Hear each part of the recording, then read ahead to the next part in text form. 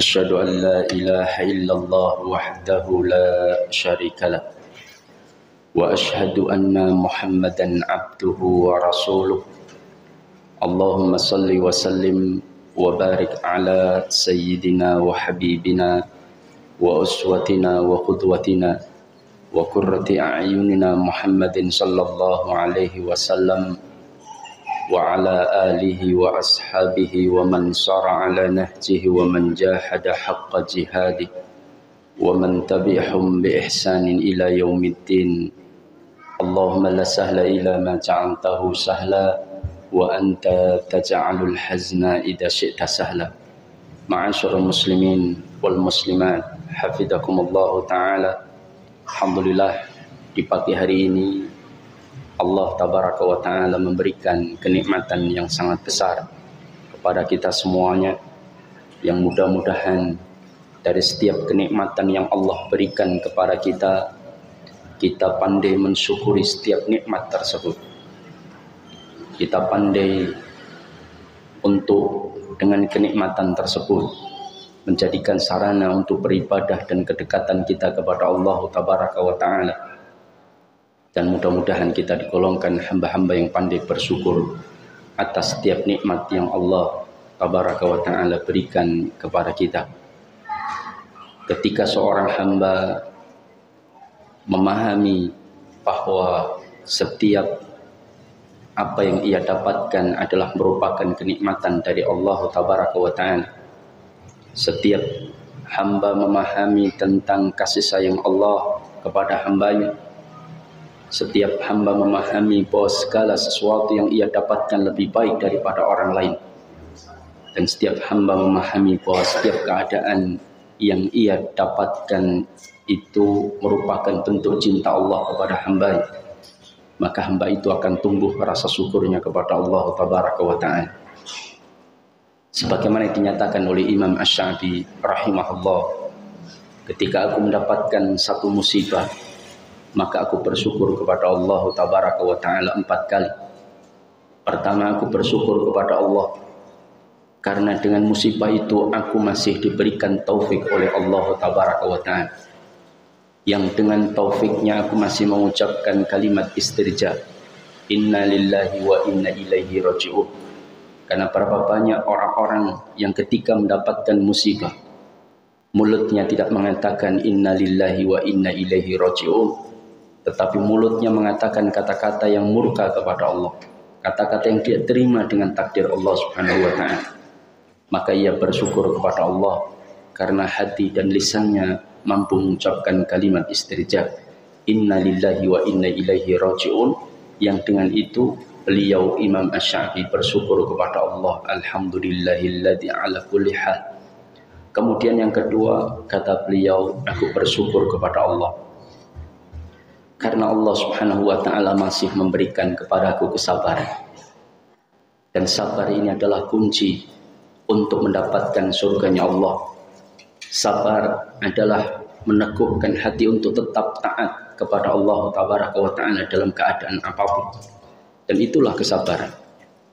Yang ketiga, kata beliau, aku bersyukur kepada Allah tabaraka wa ta'ala karena musibah yang ditimpakan kepadaku merupakan musibah yang lebih ringan daripada musibah yang ditimpakan kepada orang lain. Kita lihat, kehilangan pasangan hidup, kehilangan anak, kehilangan rumah, itu merupakan musibah yang berat. Tapi bagaimana penderitaan saudara-saudara kita yang jauh lebih berat dari ujian yang kita terima, seperti saudara-saudara kita yang ada di Palestina. Mereka harus hidup dalam ketidaktenangan, hidup dalam ketidaknyamanan, di mana roket bisa masuk ke dalam rumah-rumah mereka. Suatu saat, kapanpun itu, bisa jadi mereka adalah orang-orang yang harus menerima musibah yang sangat berat, dalam keadaan rumah mereka hancur, anak istri yang meninggal, bahkan mereka harus kehilangan bagian dari tubuhnya. Maka jamaah dimuliakan Allah, maka kata Imam Asy-Sya'bi, aku bersyukur kepada Allah karena musibah yang ditimpakan kepadaku masih lebih ringan daripada yang ditimpakan kepada orang lain. Maka cara kita untuk mensyukuri nikmat itu, maka kata Rasulullah alaihi salatu wassalam, Undur ila ma asfala minkum wa la tandur ila man huwa fawqakum. Lihatlah apa yang ada di bawah kita dan jangan lihat apa yang ada di atas kita dalam urusan dunia. Kalau hari ini dipanggil pengumuman oleh panitia bahwa yang memakai jilbab warna kuning akan mendapatkan hadiah 1 juta rupiah. Senang nggak Ibu? Senang nggak Ibu? Senang. Yang warna kuning tapi ya. Tapi kemudian pengumuman kedua, sedangkan ibu-ibu selain jilbab warna kuning dapat 5 juta rupiah. Tadi yang 1 juta senang nggak? Senang atau senang sekarang? Senang. Kenapa bisa senang? Karena ia selalu membandingkan dengan apa yang didapatkan orang lain lebih baik. Pada saat pengumuman pertama dia mendapatkan 1 juta, begitu gembira dan senang. Tapi ketika pengumuman kedua selain jilbab warna kuning dapat 5 juta rupiah, maka dia marah, kecewa, berat. Kenapa? Karena dia membandingkan yang di atasnya. Dia tidak membandingkan di luar yang tidak datang pengajian, yang tidak dapat uang 1 juta. Tapi membandingkannya dengan yang ada di atas dia, sehingga menyebabkan dia kurang bersyukur kepada Allah Tabaraka wa Ta'ala. Kalau ibu-ibu punya suami yang mungkin wajahnya pas-pasan, mungkin duitnya mepet, bersyukurlah, bandingkanlah dengan yang tidak punya pasangan hidup, ya betul. Mereka kesepian, menangis sendirian, betul nggak? Ada yang masih jomblo, maka mudah-mudahan kita peka di dalam mendapatkan setiap kenikmatan dari Allah Subhanahu wa Ta'ala dengan membandingkan dengan yang ada di bawah kita. Yang terakhir kata Imam As-Sa'di rahimahullah, sesungguhnya ketika aku ditimpa musibah oleh Allah Subhanahu wa Ta'ala, aku masih sangat bersyukur kepada Allah, karena musibah yang menimpa kepada diriku bukan musibah yang menimpa pada agamaku, masih musibah dunia. Kehilangan anak, kehilangan istri, kehilangan suami, kehilangan harta, kehilangan motor, maka itu adalah musibah dunia. Maka berapa banyak orang yang ditimpa musibah pada agamanya, mereka jatuh pada penyembahan terhadap selain Allah. Ada sebagian saudara, ada sebagian manusia yang mereka mengaku muslim, tapi amalannya semuanya di batin, namanya aliran kebatinan. Sholatnya di batin, puasanya di batin, itu orang kebatinan. Betul. Saya ketemu dengan orang seperti ini, menyedihkan. Mereka mengatakan bahwa sholat itu yang penting kita ingat Allah. Kalau daripada sholat pakai gerakan tapi tidak ingat Allah, itu menyedihkan kata mereka. Maka sholat itu yang penting tujuannya mengingat Allah. Kalau saya duduk termenung semedi mengingat Allah, selesai, saya sudah mendapatkan tujuan dari sholat. Inilah orang-orang yang sesat di atas kesesatan mereka tanpa mereka sadar. Begitu pula ada orang-orang yang menyembah kuburan, ya tidak? Ya, banyak di antara sebagian yang mengaku muslim melakukan penyembahan terhadap kuburan, yang masih melakukan sesajian di perempatan. Masih banyak kita dapatkan perempatan-perempatan kalau ada hajatan, di sana ada ingkung, telur, kemudian kembang, hidangan. Daripada taruh sana mending kirim ke rumah saya. Saya pernah menyelidiki satu kelompok pengajian yang saya mendapatkan amanat dari seorang bapak-bapak karena istrinya ikut pengajian tersebut. Dan bapak-bapak ini mencoba ikut pengajian tersebut, ternyata dia kaget. Kapan kagetnya? Ketika dia menjemput ustadzahnya dari Jakarta. Ditelepon, kasih nomor telepon oleh ustadz yang ada di sini, silahkan dijemput ya ustadzahnya dari Jakarta. Oh iya, ustadz dijemput di Bandara Adi Sumarmo. Ketika dijemput, dicari-cari mana ustadzahnya, nggak ada. Di situ dicari-cari nggak ada. Yang tampak ustadzah ya tidak. Kan ustadzahnya kan kelihatan ya. Maka ditelepon lagi. Ustadzah ada di mana? Saya ada di bandara, sudah duduk di hati ruang ini dan sebagainya. Kemudian dicari nggak ada. Ada. Kemudian ketika berdiri sama-sama megang handphone baru tahu ternyata ustadzahnya di depan dia. Dia kaget, jenengan ustadzahnya? Iya, kenapa? Jenengan kaget? Iya, karena ustadzahnya itu pakai pakaian seksi. Betul ibu. Ini nyata. Pakai bikini seksi, kemudian pakai topi ala Belanda itu. Lalu kemudian ditanya, jenengan Ustaz, jenengan kaget? Maka dia berdalil, innallaha la yanzuru ila suwarikum wa amwalikum walakinallaha yanzuru ila qulubikum. Allah itu tidak melihat fisik penampilannya, tidak, kata dia. Na'udzubillah, ini aneh. Makanya kata Syekhul Islam Ibnu Taimiyah, sesesat apapun suatu kelompok itu biasanya ada pengikutnya, rakitan 1, 2, 3, 5, 10, 15 pasti ada ya. Sampai beliau mengatakan begitu, saking bodohnya manusia kalau tidak mendapatkan petunjuk Allah Subhanahu wa taala. Di India itu sampai ada orang nyembah tikus ya, tikus disembah, bayangkan. Ini seberapa hinanya manusia itu. Tikus yang makhluk yang lebih rendah daripada manusia itu disembah. Itu menyedihkan. Maka beliau mengatakan, aku bersyukur kepada Allah karena Allah masih memberikan aku musibah pada duniaku, bukan pada agama. Karena agamanya rusak, maka akhiratnya rusak.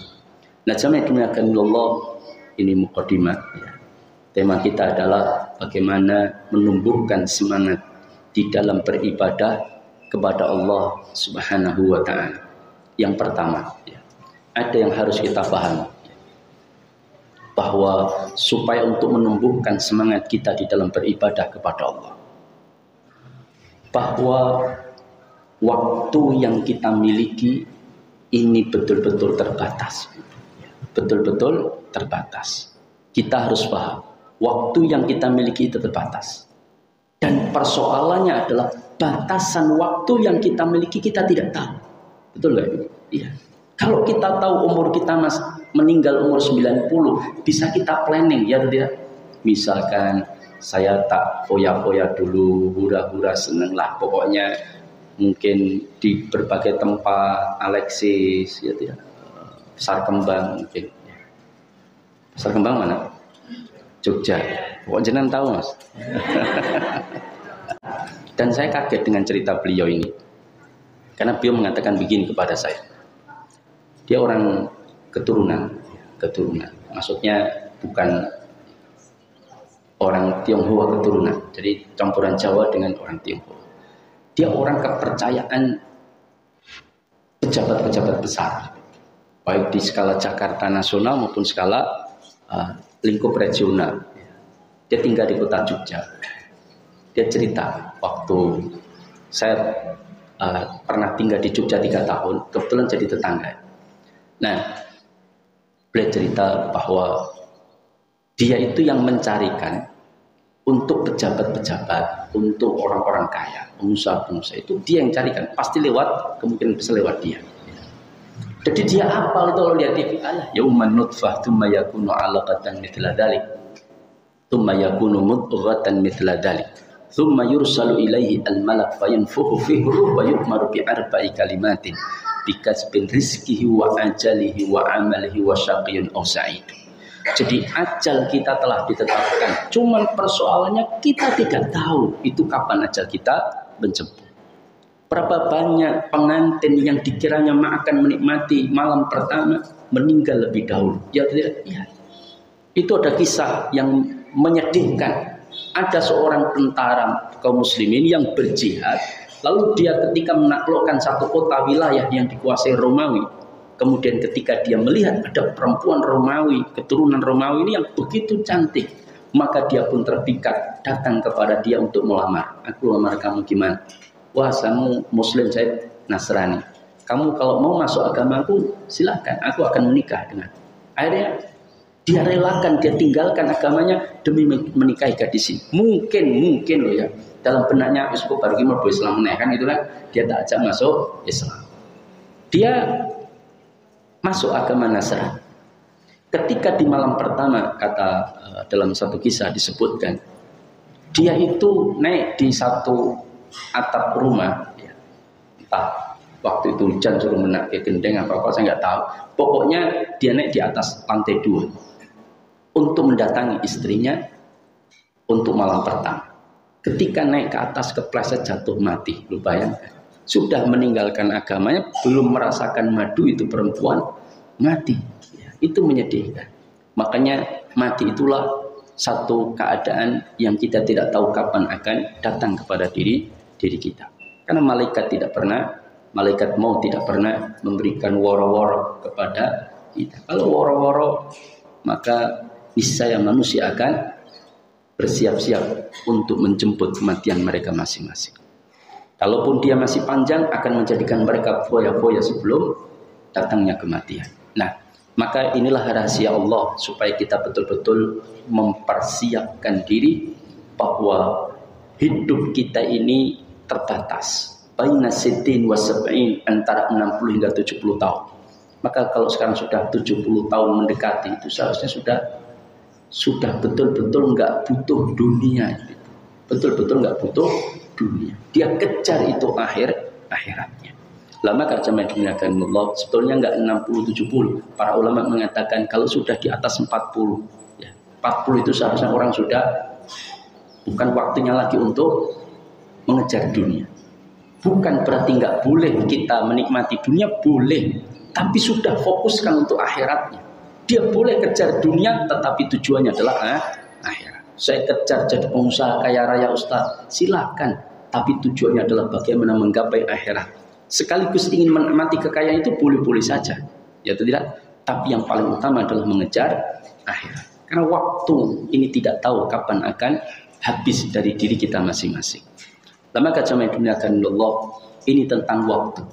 Dan waktu andaikan kita hitung antara waktu beramal dengan waktu yang bukan beramal, itu pun sangat menyedihkan. Coba kita hitung. Andaikan umur kita 60 tahun saat ini, kita tidur 8 jam sehari, itu umur kita hanya untuk tidur. Ya 60 kayaknya jarang ya. Ini kira-kira berapa? 30-an. 30 atau 17? 30 ya, 30-an. Kalau 30 tahun umur kita, lalu kita gunakan untuk tidur setiap hari 8 jam, maka sehari kita telah kehilangan waktu kita untuk tidur hanya sekitar 10 tahun. Itu jadi umur kita 30 tahun. Kalau digabungkan dengan masa tidur kita, maka tidur kita sudah menghabiskan waktu 10 tahun. 10 tahun hanya untuk tidur. 20 tahun ibadah belum tentu. Kita lihat. Kita mungkin mandi, cuci piring, kemudian apa lagi? Aktivitas-aktivitas, katakanlah 5 jam sehari dalam sehari. Cuci piring, cuci baju, jemur dan sebagainya, bersih-bersih rumah 5 jam dalam sehari. Maka 5 jam dalam sehari berarti waktu sudah 4 jam lah, 4 jam. Itu sudah 5 tahun.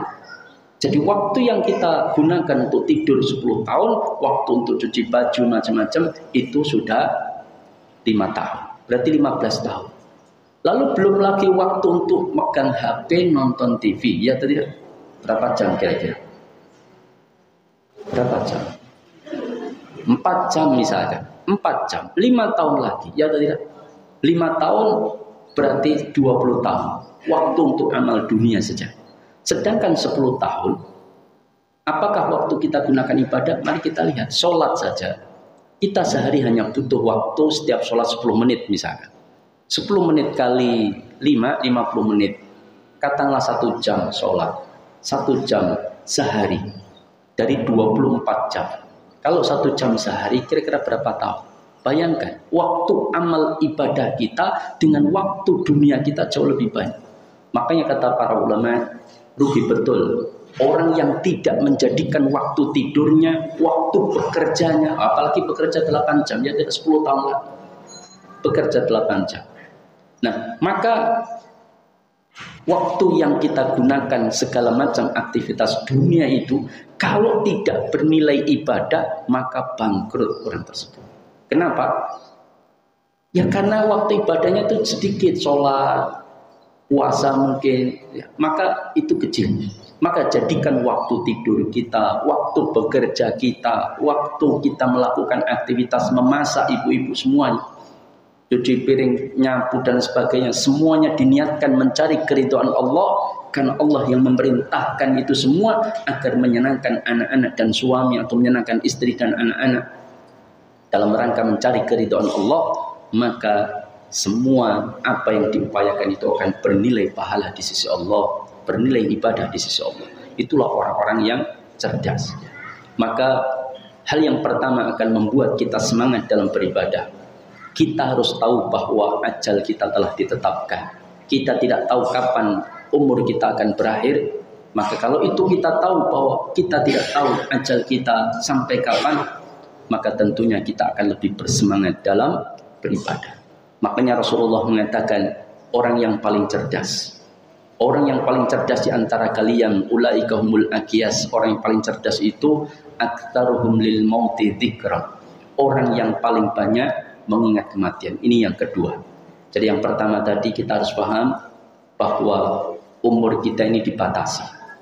Yang kedua, cara kita untuk meningkatkan semangat dalam beribadah yaitu mengingat kematian. Karena mengingat kematian itu memiliki faedah. Apa faedah yang pertama? Membuat kita semangat di dalam beribadah kepada Allah Subhanahu wa taala. Siapa tahu besok mati kan? Coba andaikan malaikat maut itu datang kepada kita, kemudian menyampaikan berita, Bu, saya malaikat maut, misalkan loh ya, saya mau beritahu besok pukul 8 pagi, besok Bu ya, saya akan jemput nyawa jenengan, maka tolong dipersiapkan baik-baik. Kira-kira apa yang dilakukan ibu tadi? Kira-kira apa? Piknik, tamangu, mumpung masih hidup? Enggak, enggak mungkin. Maka ibu itu akan melepas gelangnya, cincinnya, kalungnya, depositonya dibongkar semua, ya tidak? Maka dia akan cari itu lembaga-lembaga yang akan menerima harta dia, agar itu menjadi amal soleh dirinya. Ketika kematian tahu bahwa besok dia akan mati, maka setelah menyumbangkan hartanya yang begitu banyak itu, maka dia akan datang ke masjid, ya tidak, itikaf. Nggak tidur di rumah nggak mungkin ibu, nggak sempat untuk tidur, karena dia tahu bahwa waktunya tinggal besok saja. Dia akan dipanggil oleh Allah Subhanahu wa taala. Makanya Rasulullah sampai mengatakan, cara menumbuhkan kehusukan dalam sholat, itu sholatlah seolah-olah itu adalah sholat al-muwaddi, sholat yang terakhir. Jangan pernah lihat orang mau dieksekusi mati, sholatnya nggak tenanan, nggak mungkin. Saya lihat video Freddy, siapa itu yang narkoba itu, Freddy Budiman, itu mau dieksekusi mati. Dia sholat terakhir itu sholatnya luar biasa. Begitu pula orang-orang yang akan dieksekusi mati, dia akan mempersembahkan yang terbaik kepada Allah. Makanya cara menumbuhkan kehusukan dalam sholat, kata para ulama, yaitu sholat seolah-olah setelah itu mati.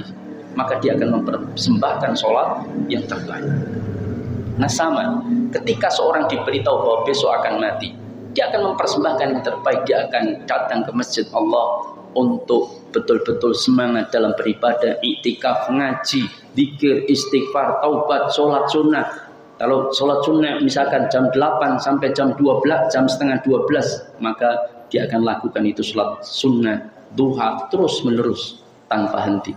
2 rakaat salam, 2 rakaat salam, 2 rakaat salam. Begitu pula nanti malam, dia tidak akan mungkin tidur. Dia terus mengucurkan air mata untuk mohon ampunan kepada Allah Taala. Ketika orang itu betul-betul mengingat kematian, oh besok akan mati. Nah, maka kata Rasulullah, orang yang mengingat kematian itu adalah orang yang paling cerdas, karena manfaatnya akan membuat orang itu semangat di dalam beribadah kepada Allah Subhanahu wa ta'ala. Yang kedua, keutamaan mengingat kematian ya, itu adalah ta'jilut taubah, akan menyegerakan taubat, akan menyegerakan taubat kepada Allah Subhanahu wa ta'ala, akan menyegerakan taubat. Nah, ini tentang mengingat kematian. Orang kalau tahu besok mati misalkan, andaikan orang tahu besok mati, terus buka dompet, ya tidak. Terus ada kotak infak, kira-kira yang dimasukkan merah, kuning, hijau, abu-abu. Ini contoh ya.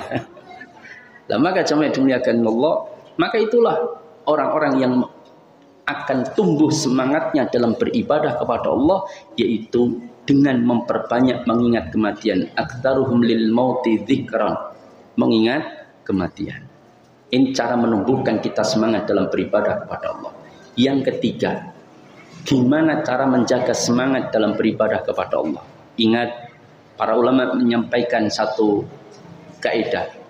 Al-imanu yazidu wa yanqus. Yazidu bit ta'ah wa yanqusu bil maksiyah. Bahwa iman itu bertambah dan berkurang. Bertambah dengan ketaatan dan berkurang dengan kemaksiatan. Maka iman itulah yang mendorong seseorang itu untuk beramal soleh. Mendorong dan memberikan semangat orang-orang untuk beramal soleh.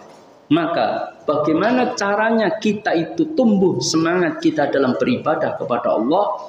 Maka tumbuhkan iman kita. Nah, bagaimana menumbuhkan iman kita ini? Nah, itu yang kemudian harus kita pahami. Bagaimana cara menumbuhkan iman kita ini? Yaitu bagaimana kita datang di majelis ilmu, mendapatkan nasihat-nasihat, terutama nasihat tentang akhirat. Makanya Rasulullah alaihi salatu wassalam itu menyampaikan bahwa ketika kita menjadi imam untuk sholat rawatib, sholat wajib, maka hendaknya bacakanlah surah di juz 30. Kenapa? Karena juz ini mengingatkan kita tentang akhirat. Juz ini memberitahukan tentang ancaman neraka jahanam. Hal ataka hadithul ghashiyah, wujuhu yawma idzin khashi'ah, amilatun nasibah, tasla naran hamiyah, tusqa min 'ainin aniyah. Allah ceritakan tentang neraka jahanam itu di dalam Al-Quran, terutama di juz 30. Karena ini adalah surah Makkiyah, surah yang diturunkan sebelum Rasulullah hijrah. Itu adalah penguatan keimanan. Makanya sebelum diturunkannya ayat tentang haramnya riba, haramnya judi, diturunkannya ayat tentang wajibnya berhijab, itu Rasulullah lebih dulu membentuk keimanan dari para sahabat itu terlebih dahulu. Sehingga ketika imannya kuat, itu mau hukum apapun akan diterima dengan sukarela, akan diterima dengan lapang dada, dan akan diterima dengan sukacita, penuh dengan kecintaan. Tapi kalau diberitahu, Ustadz, ini hukumnya bagaimana Ustadz? Ada seorang ibu-ibu datang kepada saya, dia itu habis maklaran, dan dia akan mendapatkan bagian 150 juta. Nah, kemudian tanya kepada saya, pas ketemu kebetulan, dia nggak nyari saya, enggak, kebetulan pas ketemu, terus tanya-tanya, ya, Ustadz, begini, boleh kan Ustadz? Enggak apa-apa kan? Maka saya jelaskan, begini, hukumnya begini, dan itu hukumnya haram, tidak boleh. Waduh, ngerti yang merasa tekon, kan gitu kan? Ya. Betul ibu. Wah, ngerti yang merasa tekon, Ustadz malah marah, bingung aku kan, gitu kan? Kenapa? Karena mau dapat 150 juta. Dia merasa kecewa, kenapa? Karena mendapatkan ketentuan Allah, hukum yang ternyata merugikan dia menurut akalnya. 150 juta tidak jadi dia ambil. Ya. Tapi kalau imannya kuat, dia datang itu. Dia akan cari tahu yang penting, yang apa yang dia dapatkan itu betul-betul halal. Ada ibu-ibu datang, telepon, enggak datang, telepon kepada saya, Ustaz, saya nabung di sebuah bank konvensional Ustaz. Karena terpaksa saya harus nabung di sana karena begini macam-macam. Kebetulan dapat hadiah Pajero, Ustaz. Bayangkan, ibu-ibu kalau dapat Pajero, kira-kira telepon saya enggak? Dapat hadiah Pajero dari Bank Ribawi Indonesia misalkan. Kira-kira telepon enggak? Enggak ya? Ya. Teleponnya nanti kalau sudah habis Pajeronya. Dulu saya pernah dapat Pajero, gimana hukumnya Ustaz? Oh begini haram. Tapi sekarang sudah habis. Ya sudah, yang penting tobat, alhamdulillah, pun tak lagi tekon ya tidak ya. Nah, maka tapi kalau keimanan itu kuat, maka dia akan datang bertanya, Ustadz, ini bagaimana begini. Haram, alhamdulillah Ustadz, untung belum saya ambil. Kan begitu? Seharusnya. Tapi kadang-kadang, waduh, dadak tekonmu yang ngopo kan gitu kan? Ya. Betul ibu. Ustadz kemarin saya itu beli begini. Boleh nggak Ustadz? Pendapat para ulama menyebutkan demikian. Ada yang membolehkan tapi pendapat ini lemah dilihat dari sisi begini. Waduh, Ustaz, mumpung aku toko pengajian gitu iki mau kan gitu kan. Ya, berat. Makanya begitulah keimanan. Keimanan itu akan membuat seseorang itu semangat. Maka hal-hal apa yang akan membuat kita imannya tambah, maka lakukan, carilah. Dan apa yang membuat iman kita turun, maka hindarilah. Apa yang membuat iman kita turun, Ibu? Salah satunya menurunkan semangat dalam beribadah, yaitu bermaksiat. Orang kalau bermaksiat, dan jangan remehkan maksiat kecil. Maksiat kecil itu kalau ditumpuk lama-lama jadi dosa besar. Ya, jadi dosa besar. Maka kata para ulama, Imam Ibnu Mas'ud salah satunya, ulamanya para sahabat, itu mengatakan, kami dulu menganggap dosa kecil itu seperti gunung, ya, yang akan menimpa kami. Ya. Gunung yang akan menimpa kami dan menghancurkan kami. Tapi orang-orang setelah kami itu melihat dosa besar itu seperti kapas yang berterbangan. Ya. Sehingga ringan. Melakukan riba itu kayaknya serapo apa wong wis kabeh nglakoni kan itu. Malah kan jadikan dalil kabeh renek sing ra riba kan gitu kan. Sehingga seolah-olah menjustifikasi dirinya sendiri, ngeyem dirinya sendiri agar semuanya itu sama-sama jatuh pada dosa besar. Nah, ini nggak benar. Ya, maka inilah bagaimana cara menumbuhkan kita untuk semangat di dalam beribadah atau beramal saleh. Dengan cara apa? Menghindari segala kemaksiatan kita kepada Allah Tabaraka wa Ta'ala dan selalu berusaha melakukan kebaikan. Maka akan tingkat iman kita dan iman kita akan memberikan semangat, dorongan, bahan bakar untuk kita terus melaksanakan amal ibadah. Al-imanu yazidu wa yanqus, yazidu bit ta'ah wa yanqusu bil maksiyah. Kemudian yang keberapa? Yang keempat, apa caranya kita untuk tumbuh semangatnya dalam beribadah kepada Allah? Yaitu memahami dan mengetahui tentang ujroh. Apa ujroh itu? Balasan dari amal soleh yang kita kerjakan. Maka cara menumbuhkan semangat kita dalam beramal itu mengetahui tentang balasan yang Allah berikan kepada seorang hamba tentang amal-amal tersebut. Tentang amal-amal tersebut. Itu akan menumbuhkan semangat kita dalam beribadah kepada Allah Subhanahu wa Ta'ala, menumbuhkan kecintaan kita dalam beramal soleh. Yaitu memahami tentang ujroh, balasan dari setiap amal yang kita kerjakan. Karena manusia itu semangat kalau dapat hadiah, betul nggak? Kalau pengajian Al-Furqan pagi ini diumumkan oleh panitia, dibuka untuk umum, kemudian diberikan pengumuman door prize misalkan, bahwa pengajian Al-Furqan yang hadir akan punya kesempatan mendapatkan motor NMAX, ada 2 unit ya misalkan ya. Terus dipampang motornya di depan Masjid Al-Furqan, kasih pita, kemudian ada 2. Yang satu nggak usah dikasih pita karena khusus langsung untuk ustadznya, nggak usah diundi ya. Misalkan ya. Oh, saya semangat, saya dukung itu. Mungkin insya Allah ustadznya ratelat mungkin ya. Nah, maka bercanda itu. Ketika dikasih hadiah, kira-kira penuh nggak masjid ini? Penuh, Pak. Iya atau tidak? Iya. Coba bayangkan orang-orang yang mau panas-panasan di musim panas seperti ini, dia datang antri di sepanjang jalan panas itu. Mereka antri berjam-jam. Kenapa mereka mau? Karena akan dapat BLT, ya atau tidak? Bantuan langsung tunai. Mau mereka untuk panas capek. Saya pernah lihat di sepanjang jalan Manahan itu ada warung sedekah, cukup terkenal ya, warung sedekah. Makan gratis. Jadi kalau pengen makan gratis sana. Tapi kayaknya khusus du'afa. Kita aja nggak du'afa aja, kadang ngambil yang milik du'afa ya tidak. Apa contohnya? Gas. Hanya untuk orang miskin, ya padahal kita nggak miskin. Ya masalah itu silakan berdebat ya. Apakah kebijakan pemerintah nggak tepat atau tepat itu urusan belakangan. Ya. Cuman kata Rasulullah, "Famanittaqa asyubhat istabra'a lidinihi wa irdih." Barang siapa yang menghindari hal yang syubhat, yang ragu-ragu. Ada yang mengatakan, "Loh ini gas kan milik rakyat Ustaz. Kenapa disuruh hanya untuk orang miskin?" Kan gitu kan. Ini enggak adil, kita berhak Ustaz. Maka belilah dia karena berpendapat demikian. Tapi yang satu mengatakan, "Loh ini kan kebijakan hanya untuk orang miskin."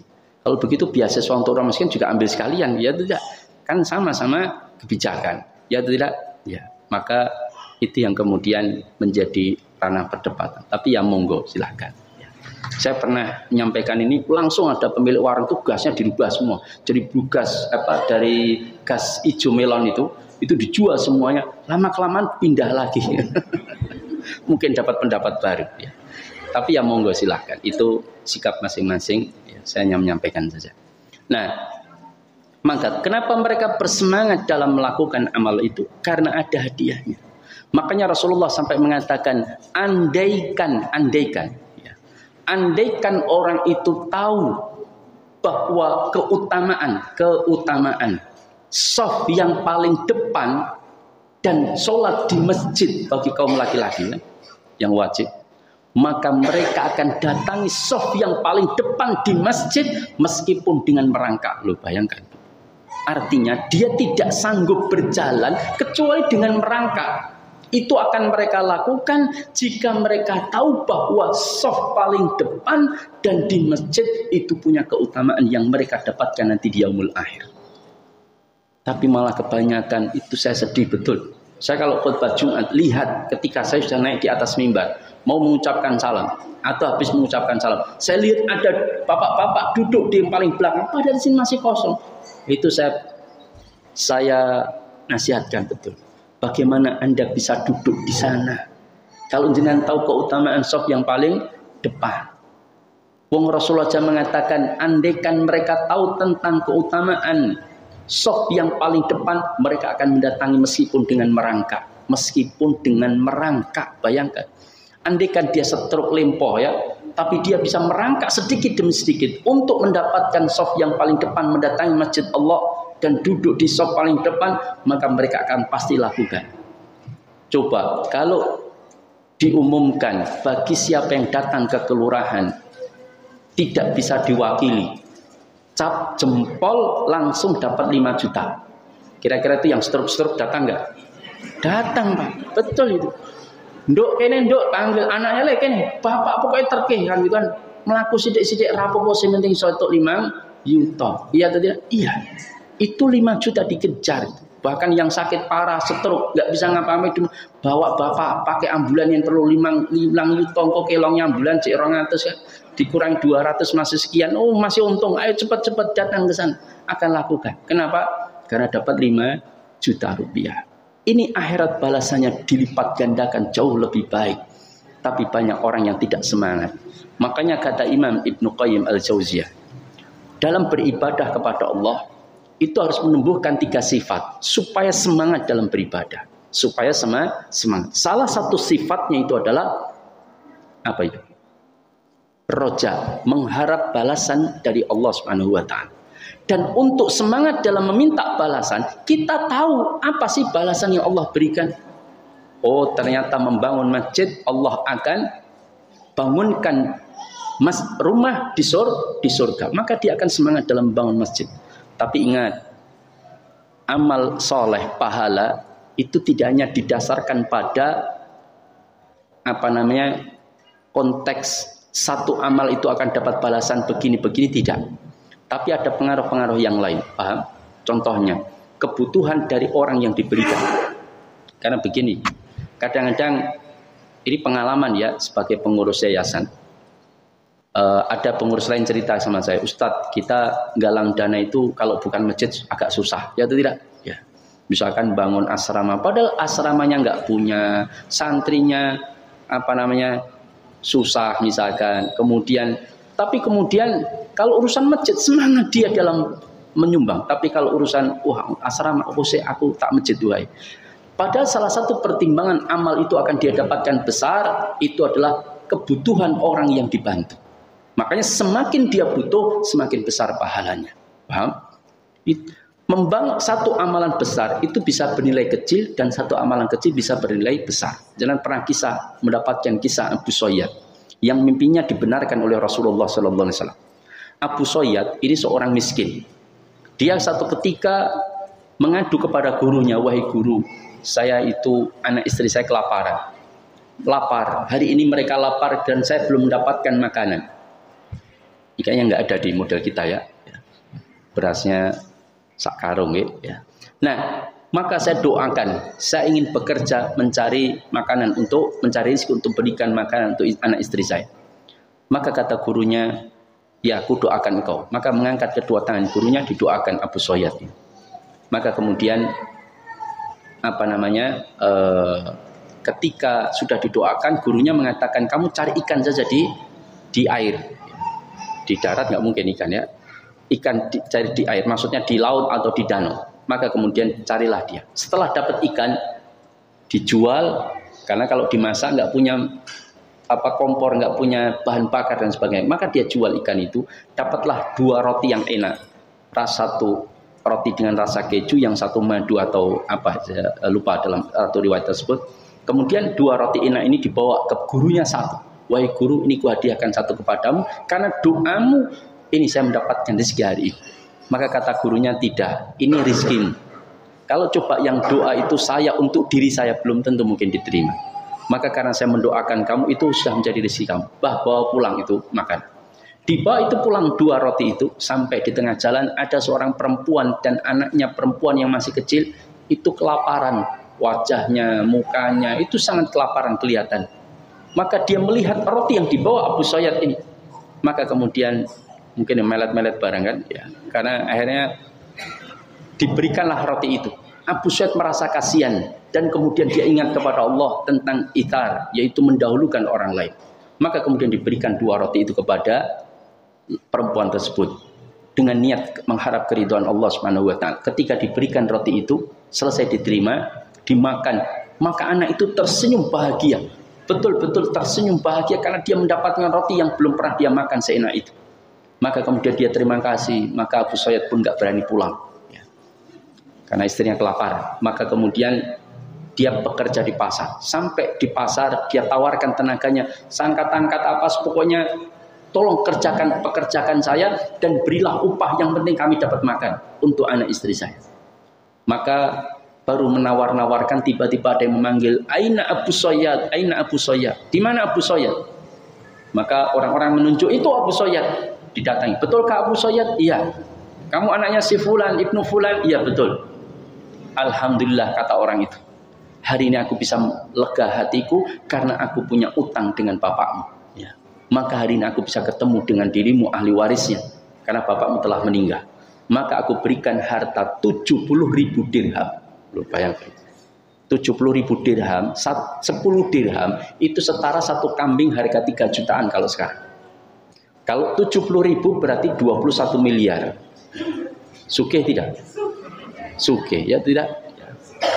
Allah ganti 2 roti itu dengan 21 miliar. Ya tidak? Siapa yang menggerakkan hati orang ini untuk mencari Abu Soyyad, terus kuat untuk mengembalikan utang bapaknya? Allah yang menggerakkan. Setelah dia kaya, akhirnya dia beli rumah yang bagus, pakaian yang bagus, makanan, minuman, jadilah kaya. Dan dia punya usaha, dan kemudian dia pun senang bersedekah, semangat dalam bersedekah.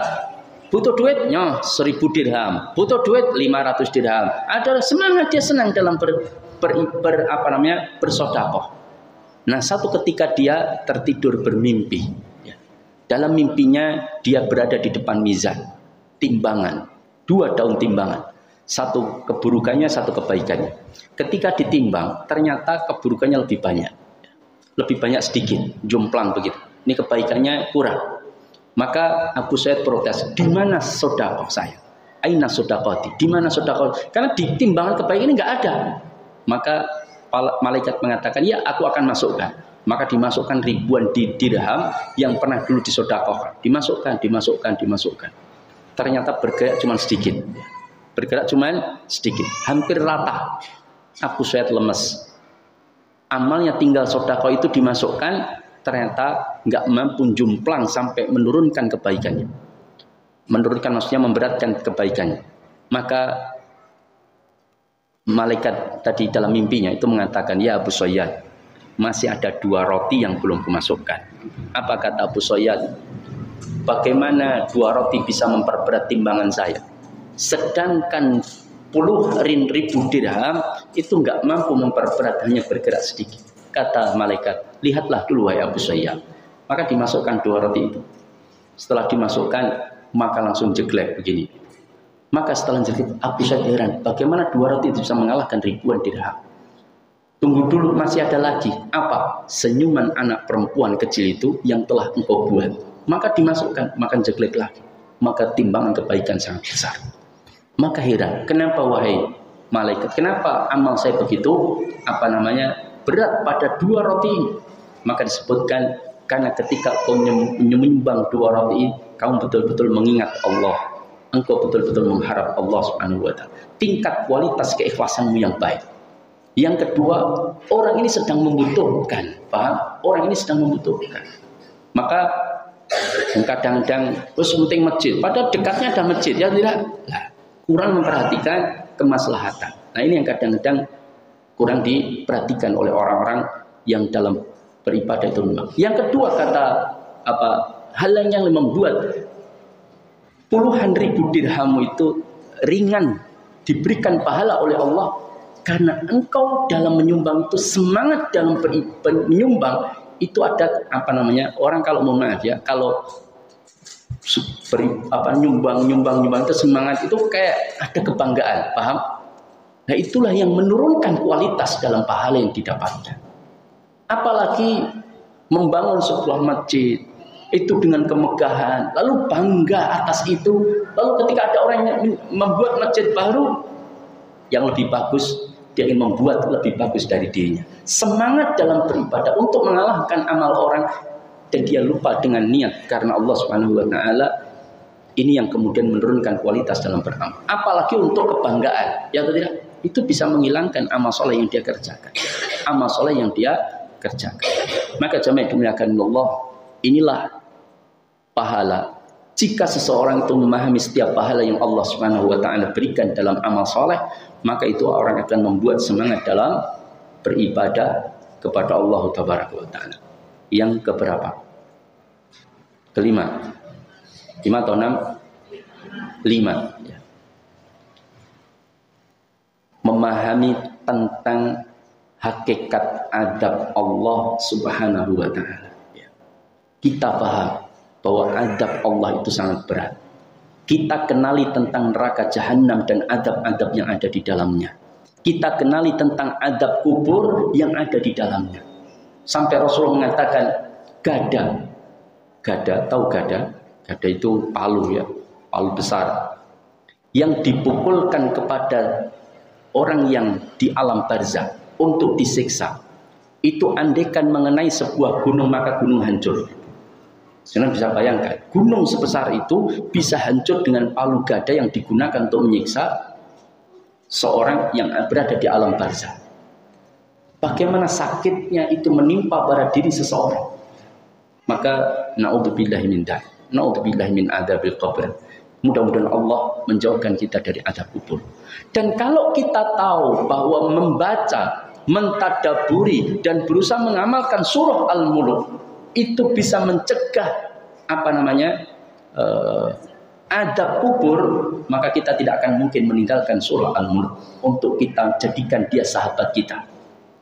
Kenapa? Karena surah Al-Mulk, siapapun yang menjadikan sahabatnya, apakah dibaca malam hari, pagi hari, siang hari, memang ada riwayat menyebutkan Rasulullah membacanya setiap sebelum tidur. Tapi riwayat ini didhaifkan oleh banyak para ulama. Tapi membaca surah Al-Mulk menjadikan dia sahabat, artinya dekat dengan surah Al-Mulk, membacanya, mentadaburinya, mengkajinya, berusaha mengamalkannya, itu akan membentengi dia dari adab siksa kubur. Itu hadisnya semuanya sahih, paham?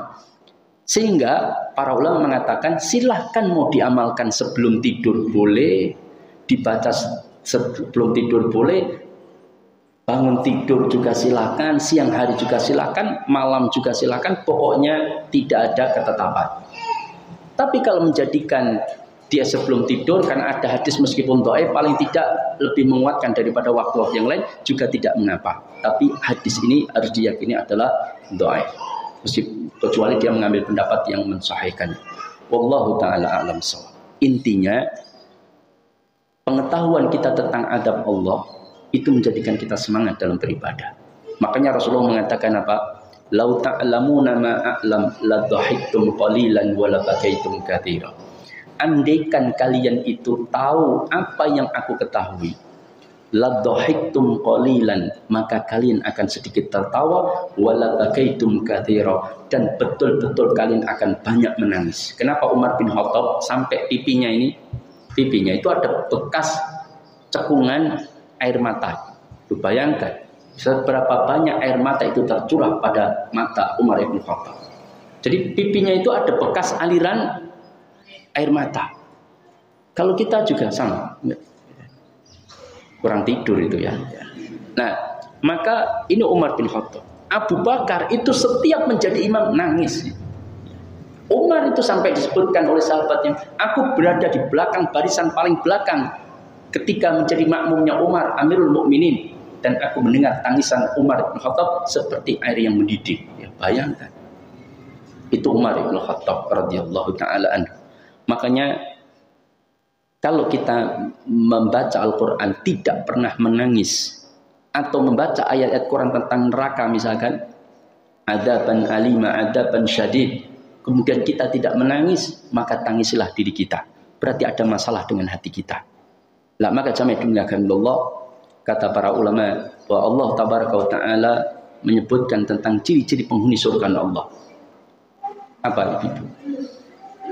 Jika dibacakan ayat-ayat Allah, kharrus sujada wa bukiya, mereka tersungkur sujud dan menangis kepada Allah Subhanahu wa taala, terutama ayat-ayat tentang neraka.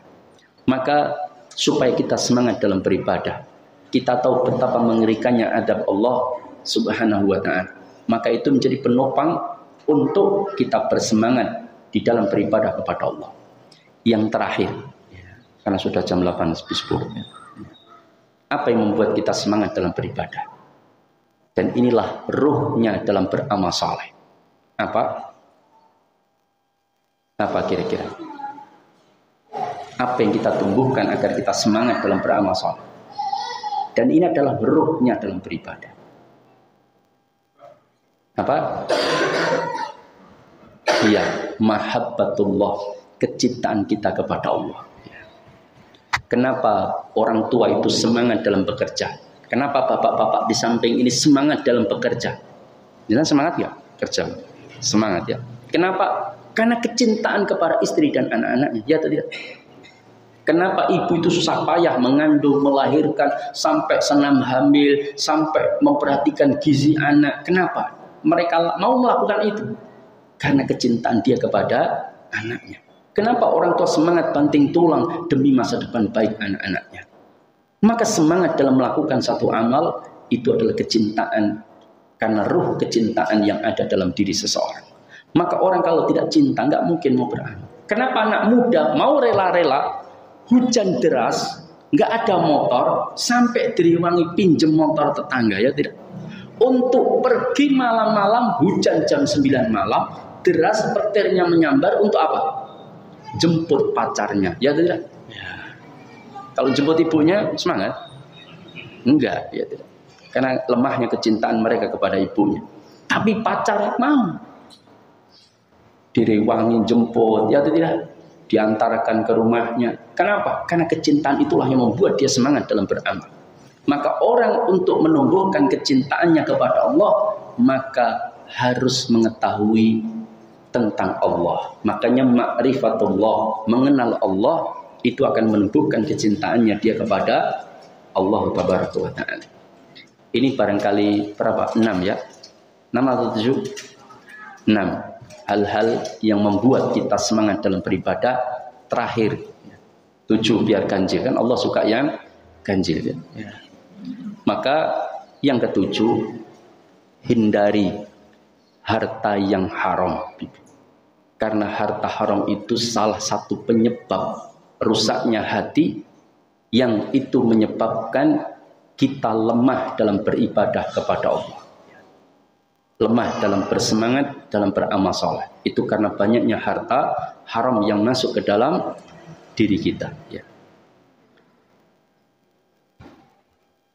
Demikian apa yang bisa saya sampaikan. Mudah-mudahan bermanfaat. Kalau ada pertanyaan,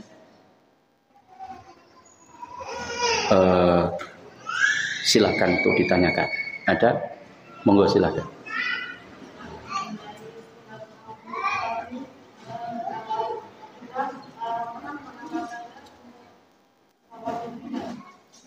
Untuk sholat, jadi pas sholat dibaca tidak apa-apa, ya, tidak mengapa. Yang penting dalam riwayat itu disebutkan menjadikan surah Al-Mulk itu sahibnya. Sahib namanya sahib itu dekat. Namanya dekat itu sering dibaca, ditadaburi, berusaha diamalkan. Apakah harus setiap hari membaca? Yang penting ukurannya adalah dia dekat. Ya, paham? Dekat itu artinya menjadi sahabatnya itu ya mungkin 2 hari sekali juga tidak mengapa. Tapi kalau sehari sekali itu jauh lebih baik. Ya. Yang penting sering diperhatikan. Surah Al-Mulk. Bahkan tidak hanya itu. Surah Al-Mulk itu akan menjadi pengacara dia. Lu bayangkan. Sebutkan dalam riwayat, dia akan menjadi pembelanya sampai orang yang menjadikannya sahabat dirinya itu surah Al-Mulk itu tidak akan berhenti membela dia sampai dia masuk surga. Bayangkan. Jadi kita punya pengacara khusus ya, tidak siapa surah Al-Mulk. Makanya jangan ditinggalkan surah Al-Mulk. Ya. Wallahu ta'ala a'lam. Ada yang lain? Monggo silakan.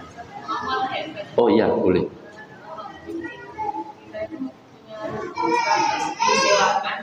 Iya.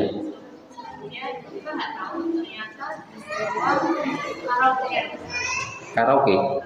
Oh ya.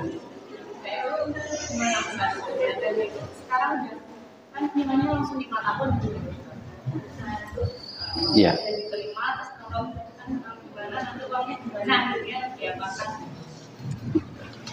Iya. Bagaimana dengan kita menyewakan yang ternyata penyewanya itu untuk karaoke? Ya. Maka para ulama menyampaikan bahwa kalau kita punya tempat penyewaan apapun itu, maka upayakan tanyakan terlebih dahulu untuk apa itu disewa. Oh, untuk jualan gorengan silahkan. Oh, untuk warung makan silahkan. Maka berikan aturan-aturan di dalam penyewaan yang kita miliki. Seperti tidak boleh digunakan untuk maksiat haram misalkan. Bukan tempat untuk jualan barang haram.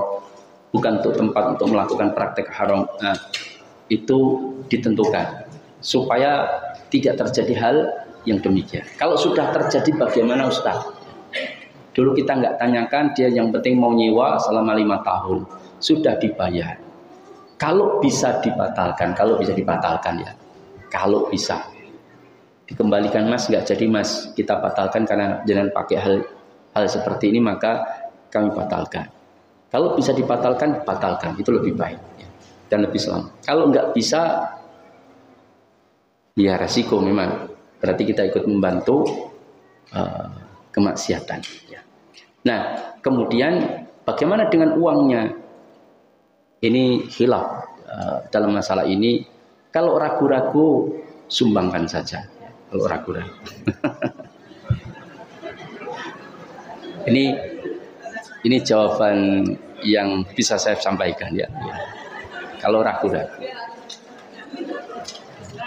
Kenapa? Sumbangkannya kemana? Ya boleh, yang penting bukan untuk dimanfaatkan untuk dirinya. Makanya kata para ulama begini, orang misalkan ya, dia dapat kayak tadi, dapat pajero ya. Terus pajero diambil atau enggak Ustaz? Saya sampaikan ada 2 pendapat ulama. Kalau dia harus diambil, maka diambil, dijual, kemudian kan biasanya ada pajak ya, 25%. Bayar pajaknya dari penjualan mobil itu, utangi dulu, bayar pajaknya jangan ambil itu uang jenengan karena ngutangi dulu untuk bayar pajak. 75% kalau harga pajero 500 ya 75% sekitar 300-an itu sumbangkan. Kemana? Ya silahkan. Pokoknya untuk kepentingan umat, kepentingan sosial. Kalau dimakan itu untuk orang-orang miskin, tapi kalau untuk kepentingan umat ya untuk bangun apapun silahkan. Tapi kalau ada riba jangan digunakan untuk bangun masjid. Ya. Tapi asrama, pondok atau apapun silahkan. Tapi kalau dimakan itu ini yang riba loh ya, yang riba ini para ulama Syekh Khudair hanya membolehkan untuk fakir miskin, fuqara wal masakin. Selain itu tidak diperbolehkan. Ini banyak khilaf di kalangan para ulama memang. Nah terus kalau tadi gimana Ustaz? Ya sumbangan aja, serahkan lembaga pendidikan atau pesantren atau apapun, berikan kepada mereka. Demikian. Itu boleh dimanfaatkan oleh mereka. Wallahu ta'ala a'lam bishawab. Ngaji di saya kan abot ibu ya. Sampai saya kemarin baru kemarin itu ada ibu-ibu cerita sama orang ya. Mbak aku ngaji karo satri itu abot tenan apa haram kan gitu kan. Ya. Terus kebetulan yang diceritain itu kakak saya lapor ke saya. Ada pertanyaan lain? Silakan. Insya Allah Allah ganti yang jauh lebih baik. Innaka lan tada'a syai'an ittiqa Allah illa ataqallahu khairum min. Ini janji Rasulullah alaihi salatu wassalam. Ya meskipun ada yang ini tidak berkaitan dengan langsung yang haram, ada hanya upaya membantu yang haram tanpa disengaja, tidak apa-apa, yang penting jangan diulangi juga ada. Tapi saya tidak mengambil pendapat itu. Saya lebih condong menghindarkan hal yang haram, subhat, apalagi haram. Wallahu ta'ala a'lam bishawab.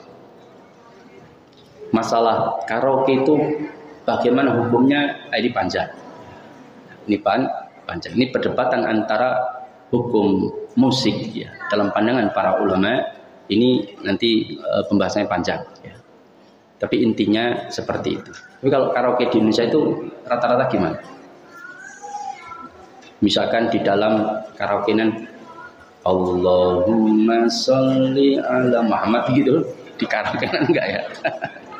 Ini karaoke syariah mungkin ya. Karaoke syariah. Enggak tahu. Kalau disetelnya goyang inul ya, wah berat gitu ya. Ada yang lain? Mau silakan.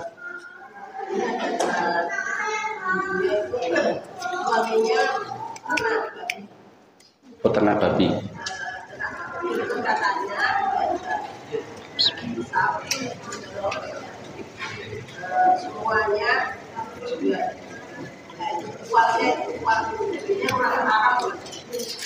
Iya.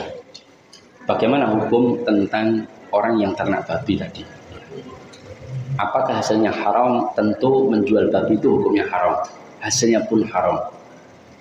Nah, ada sebagian orang yang memahami bahwa yang haram itu memakannya. Ternaknya tidak apa-apa, jualannya tidak apa-apa. Itu ada sebagian orang, dan saya mendapati sendiri, peternak babi sendiri. Maka kita sampaikan itu haram, nggak boleh. Maka sebagian ulama berpendapat, kalau sudah terlanjur, ya sudah. Maka dia berhenti, jangan diulang kembali. Yang apa yang telah didapatkan, sudah, itu menjadi milik dia. Tapi selanjutnya tidak boleh dia berjualan lagi. Wajib dihentikan. Ini pendapat pertama. Pendapat yang kedua mengatakan apa yang sudah dia dapatkan, yang sudah terpakai habis, itu sudah, mudah-mudahan Allah memaafkan. Tapi yang masih sisa, ambil secukupnya untuk permodalan dia dalam usaha yang halal, secukupnya ya, kemudian atau untuk kebutuhan hidupnya dia sehari-hari.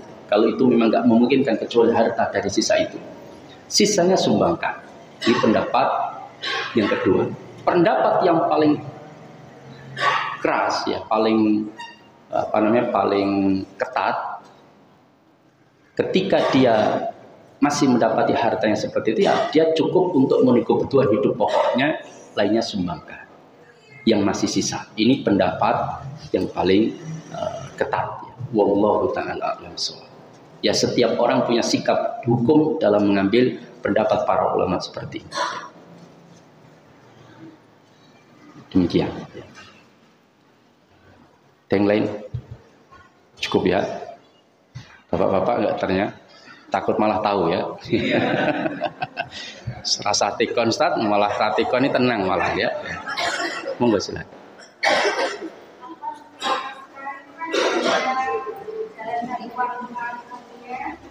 Adalah dengan marketplace affiliate itu.